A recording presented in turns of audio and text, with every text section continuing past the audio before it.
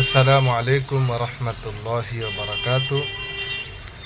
দেশ ও প্রবাস কাছে এবং দূরে যেখান থেকে আজকে আমার এই লাইভটা দেখতেছেন, আপনাদের সবাইকে আন্তরিক মোবারকবাদ, ধন্যবাদ। আমাদের আল কারিম হাফিজিয়া মাদ্রাসার পক্ষ থেকে সবাইকে আমার পক্ষ থেকে, মাদ্রাসার পক্ষ থেকে, ছাত্রদের পক্ষ থেকে আন্তরিক মোবারকবাদ ধন্যবাদ জানাচ্ছি। এই জন্য যে আমি আজকে লাইভে আসার উদ্দেশ্য হচ্ছে যে আপনারা দেখতেছেন যে আমাদের মাদ্রাসা 4টায় ছুটি হয়ে গেছেন, কিন্তু এরা কয়েকজন এখানে থাকি গেছেন, কারণ এদের মারা গার্মেন্টস চাকরি করেন। রাতের 10টা-11টা বাজে আসেন, ফজরের সময় দিয়ে যায়, রাতের 10টা-11টা বাজে আসি নিয়ে যায়। তো সারাদিন তারা আমার কাছে থাকেন। তা আমি এদের করে মানে দেখাশোনা, তারপর দিয়ে লালন পালন যেটা বলেন আমি করতেছি, চেষ্টা করতেছি। আমি যে কথাটা বলতে চাইতেছি সেটা হচ্ছে, দেখেন লেখাপড়া করার জন্য কত কষ্ট করতেছে তাদের মা বাবা কত কষ্ট করে তাদের ছেলে মেয়েদের করে আমাদের কাছে আমানত হিসাবে রেখে যায়। আমরা যদি তাদের বাচ্চাদেরকে যদি ঠিকঠাক মতন যদি ভালো করে যদি না পড়াই, তাহলে তো আমরা আল্লাহর কাছে ধরা খাবো।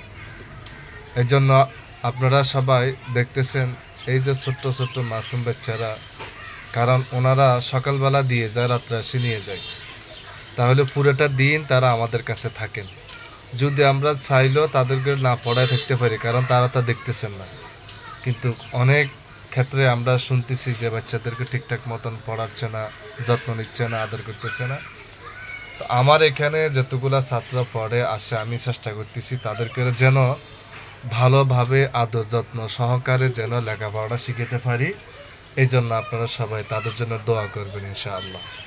আর এই যে কষ্ট করে তাদের মা বাপরা গার্মেন্টসে চাকরি করে তাদের করে লেখাপড়া করার জন্য দিচ্ছেন, একমাত্র উদ্দেশ্য হচ্ছে যে তারা আল্লাহ কোরআন শিখবেন, দিন শিখবেন, নামাজ শিখবেন, সহি আকীদা শিখবেন এবং দিনদার হবেন, কোরআনের হাফেজ বানাবেন, একজন বড় একজন আলেম বানাবেন। ওই স্বপ্ন নিয়ে মা বাপ ছেলে সন্তানদের করে মাদ্রাসায় ভর্তি করান। তো এই জন্য আমরা যারা ছাত্রদের দায়িত্ব নিই অভিভাবক থেকে, আমরা যথাযথভাবে আমরা ইনশাল্লাহ ছাত্রদের হক আদায় করব, তাদের করে ভালো করে পড়াবো এবং তাদের পিছনে আমরা সময় দিব, যেন কোনো ব্যক্তি যেন না বলতে পারে, বদনাম যেন না করতে পারে যে ছাত্র করে হুজুরা ঠিকঠাক মতো পড়ার না, যত্ন করার না, ওগুলোতে না হয়। ইনশাল্লাহ আমি নিজেও তাদের সেবা করতেছি, খেদমত করতেছি। আপনারা সবাই ইনশাল্লাহ আমাদের জন্য দোয়া করবেন এবং আমাদের এই মাদ্রাসার জন্য সবাইকে দোয়া করবেন। আল কারিম হাফিজিয়া মাদ্রাসা এতিমখানার জন্য সবাই একটু দোয়া করবেন। এবং আমাদের ইউটিউব চ্যানেল আছে, আমাদের আল কারিম হাফিজিয়া মাদ্রাসা নামে ইউটিউব চ্যানেল আছে, আবার ARAL টিভি একটা আছে, আপনারা সবাই সাবস্ক্রাইব করবেন। এবং আমাদের আল কারিম হাফিজিয়া মাদ্রাসা নামে পেজ আছে, আপনারা পেজকে আপনারা সবাই ফলো দিবেন, লাইক কমেন্ট করবেন।